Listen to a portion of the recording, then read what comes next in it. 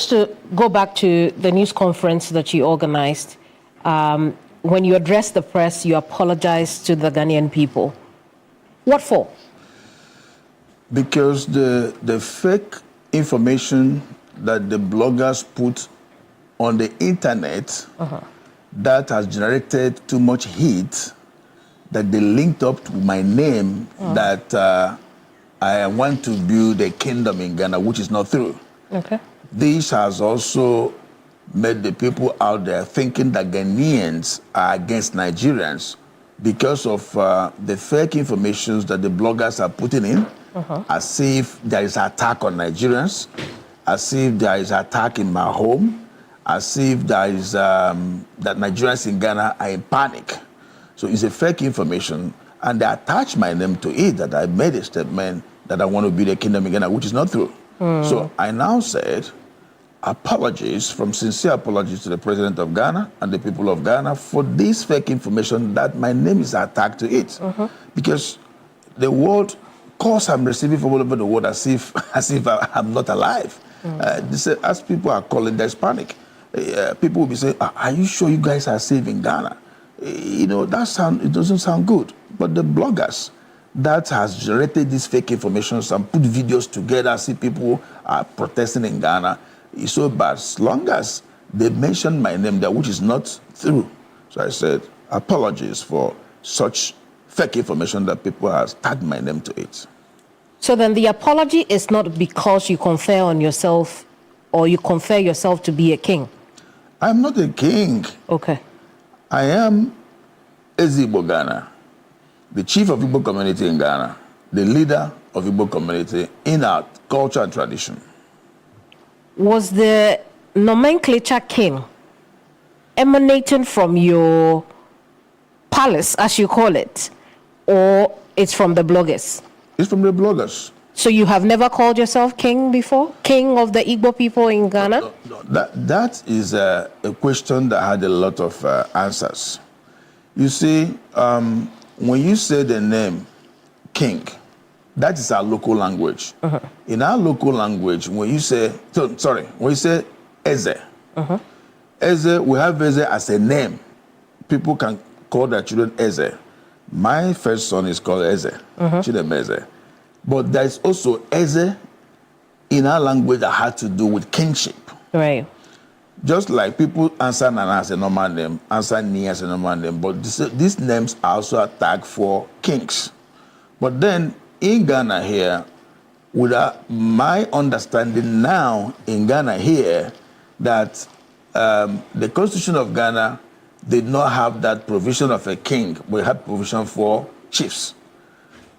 In Nigeria, when people called Eze or Igwe, or that's Eze as a ruler, or Igwe as a ruler, that means he's a king. So this is what we portray as Igbo Ghana. Then when somebody asks you what it is in English, you say king. Exactly. But when you look at documents given to me by my community, it's Igbo Ghana. But when I tell you Eze, you will not understand what it is. I see. You ask me what's the meaning of Eze in English, then I can say that in English. So that is it. Not that. So is this then now an admittance that when you were translating Eze from your Igbo language to English, in the context of the Ghanaian people, you made a mistake translating this as king instead of chief? No. As of the time I was crowned the Eze of my community, we've not understand this area on how the Ghanaians address their kings as chiefs. Yes. So then, you made a mistake then, 13 years ago? Yes. I see. But then you carried on that mistake until now, today that you're learning, that it was wrong for you to have identified yourself as king. Yes, we learn every day. I see. We will learn every day. I see. But do you also know that the title chief is a protected title in the country, which means that you can't also call yourself chief? No. In the Ghana Constitution, the Constitution of Ghana accommodates foreigners to get the title chief for their community. Leaders? Yeah, for their community, yes. Even before we started the Eze ship in Ghana. We also consulted a lawyer to know how it works. And he made us to understand that the Constitution of Ghana welcomes foreigners to be a chief, but for their community. Not over Ghanaians, but for their community, as long as they have the agreement with their community, but not over Ghanaians. So that is, we understand that. So we're not answering a chief for the people of Ghana, but for our community. So I am from Igbo community. I'm not chief for Yoruba community. I'm not chief for Hausa community. I'm not chief for Ishekiri community, but I am for Igbo community. So you are the leader of the Igbo community in Ghana? Yes. And you don't necessarily have to be... In our tradition and culture. And you don't necessarily have to be titled chief? It's necessary. Yes, because the constitution of the country also admits it. But then apart from that, we the Igbos, all over the world, we have a Igbo all over the world. What we do, I need to take you a little bit back so that you understand it before much questions that will not give you exactly what you want to understand. Now, anywhere we find ourselves around the world, we have our Ezigbo there. That, first of all, bring peace among our people, promote our culture, make sure our sons and daughters know who they are, where they're coming from, our dressing, our food, and our language. Remember, there's no culture without language. Let me just take a little bit back. Like, by the special grace of God, the great country Ghana have chiefs abroad. They have in UK, they have queen mothers, they have chiefs there, both in UK and America, all around the world, where Ghanaians are many. This is exactly what we're also doing. Where we're many. And we've been doing, Igbos are doing this for long. It's in America. I mean, I can understand that. Yeah, it's in America, but the point, in UK. but the point remains that the laws of those countries differ from the laws here. I mean, I have met some of those chiefs in these countries, but the laws of this country are different, because a title chief, for you to use the title chief, it's protected for the indigenous people of this land, which is where we differ in our explanation of what has happened. But away from that, you went on ahead to apologize. Now you say that it is the bloggers who have taken your thoughts or comments out of context. So in that video that we saw from 2013, now we are learning, what exactly were you referring to? Okay. 2012, my community made me their Eze, their leader, their chief. That 2012 to 2013 was when the issue of Guta issue with Nigeria Trade Associations were having serious problem in the market. A lot of meetings were engaged with authority at that time, trying to see how can resolve this. And some advice came from some authorities that were made that, hey, it's better you guys get a mall than being in the local market where the locals are not giving you the opportunity to do your retail, which is not supposed to be that the constitution, I mean, the trade law prohibited. Okay? Now, we now start thinking on where to get a place to build a mall so that we can be there like they will have Accra Mall and all that. So we look at it as a mall where we can be able to trade. Then our mind quickly go in towards Aflawo Road. And we have good relationship with the King Nenetepe. Yeah, if I pronounce it with Nenetepe. The king of Old Ningo. And Old Ningo, far back 2007 to 8, from our NGO, we were supporting schools, school books and all that. In that Old Ningo, we also built primary school for them there. The king is our friend. He has been also telling us to get him investors in his area because there is beach area, there is vast land and all that.